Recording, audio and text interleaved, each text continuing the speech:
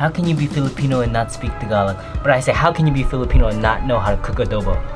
That is me. We're gonna figure out how to do it today. What I really mean is, Lena was going to make it, and I'm just gonna help watch. You're gonna make adobo, yeah? Mm-hmm. Let's try it.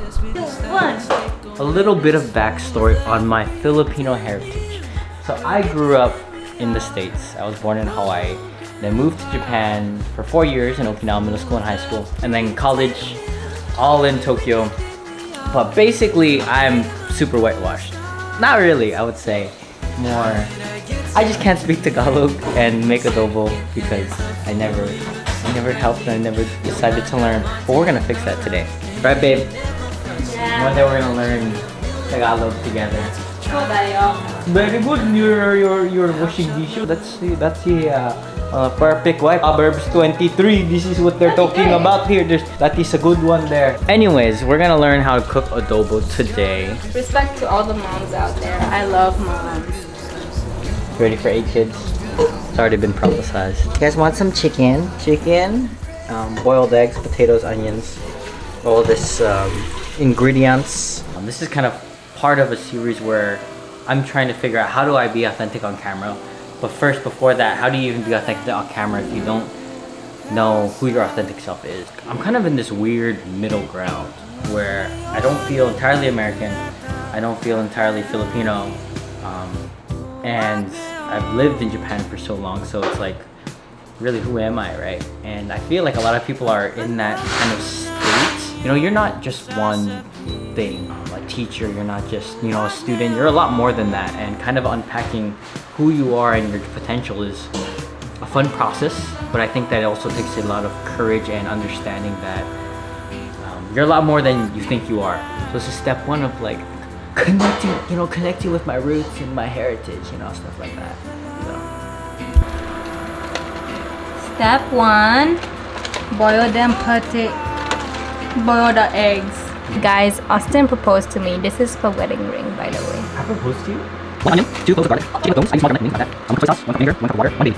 Fry chicken both sides to side, fry onion garlic, return to pan, add soy sauce, vinegar, baby, fry, 5 minutes. Bring oil, cover, 4 heats, put sauce, and Cut the onions and the potatoes. I'll cut it. So while Austin cuts the onions, I'm gonna peel the potatoes. So you guys, This is that's one your clove, onion. right? Oh, no, it's not one. This is not one clove. That's one It just shows how much I know how to cook. I know how to cook a couple things. Cereal, ramen, TV dinners. I'm pretty good at those too. Ooh, guys, he's good at pizza pockets. I swear. Pretty good at pizza pockets. If you're ever gonna propose one day or get engaged, it's it's definitely an interesting experience because I feel like part of you has to die.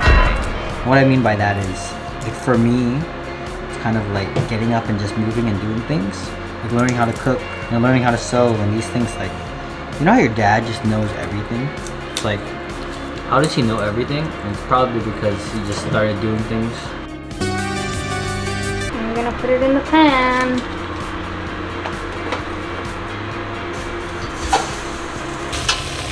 Chicken is cooking.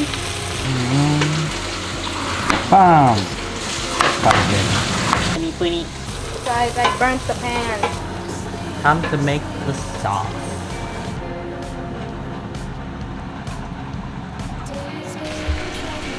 Throw in the baby. Hey. Message from Martino Mom. I'm sure it'll be so. Oh no. This is Lottie. Oh my gosh, she loves the camera. Oh, this is Pomelo.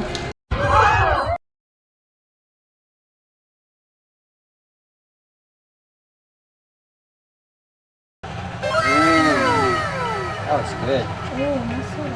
The adobo. Ooh.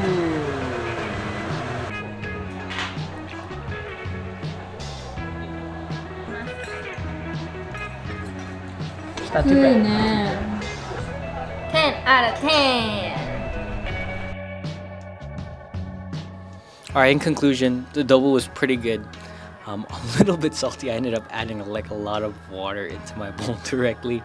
But I forgot to record the rest of it because we're just enjoying eating. The reason why I wanted to make adobo was, okay, the real reason was because Linoa said she wanted adobo, so we're like, okay, let's just make adobo for the family. But it also got me thinking about the idea of our identity.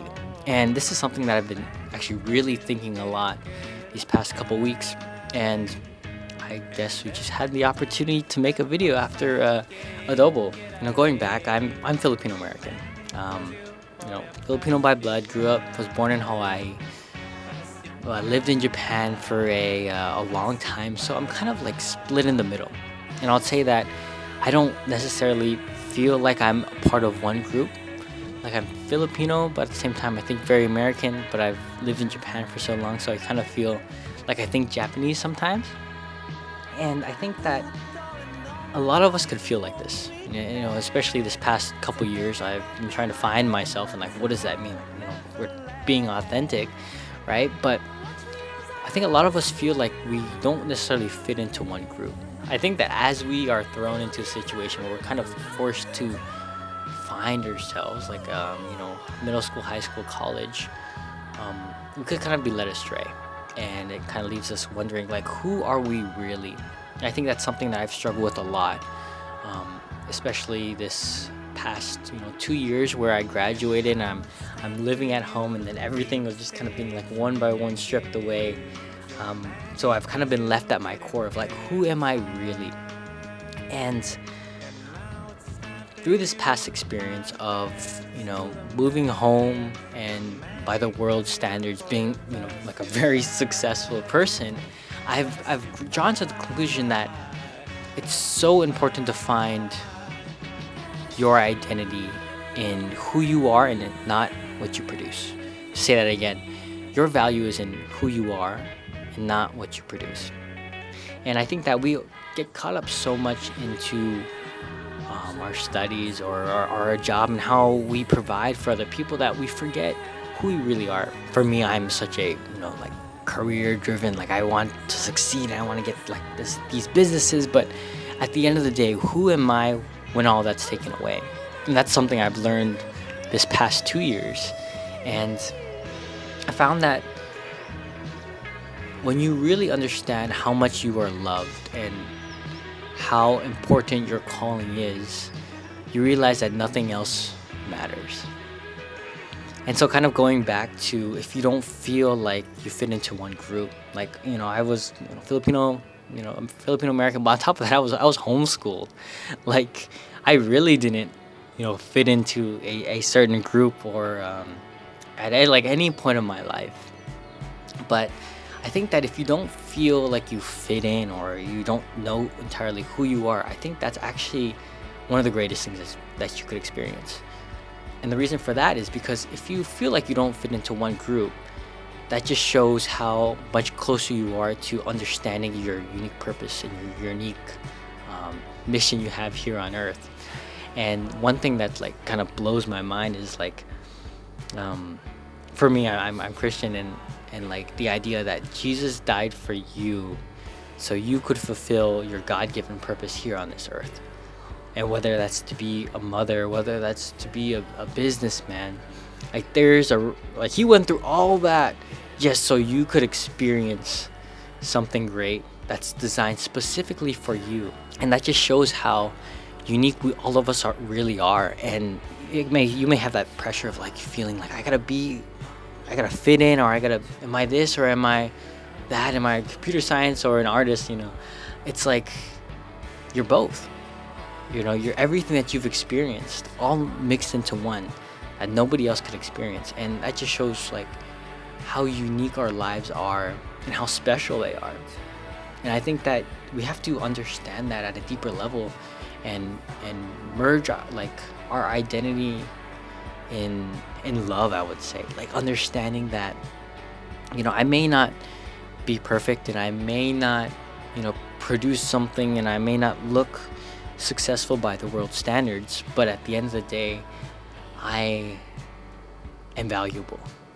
And that's something we all have to understand, because when you have faith that you are somebody that's valuable, and I think that's why faith is so important, is that faith is trusting and having hope in what we can't see. And sometimes it feels like you're not valuable, and I definitely feel that a lot, especially because I'm out here just doing random stuff and I'm not entirely if what I'm doing is correct. But having the faith that I am valuable despite what I can't see. And sometimes I look at myself and I'm like, what are you even doing? Like, how are you in this position? Like, shouldn't you be having this great job by now, or shouldn't you have been successful at least one thing by now? I have that faith that I am valuable, and it keeps me going. So if you're kind of struggling with not feeling super confident about yourself, just have that faith. And I don't like the term lock in, but lock in and understanding that, okay, I may not see the value in myself now, but I'm gonna see it in the future. And I'm not saying in a sense of because you produce something or because you've gotten somewhere better that you're gonna be more valuable. It's that in the future you're gonna understand that I was valuable the whole time. Anyways, I hope that is interesting or you got something out of it. But yeah. Peace.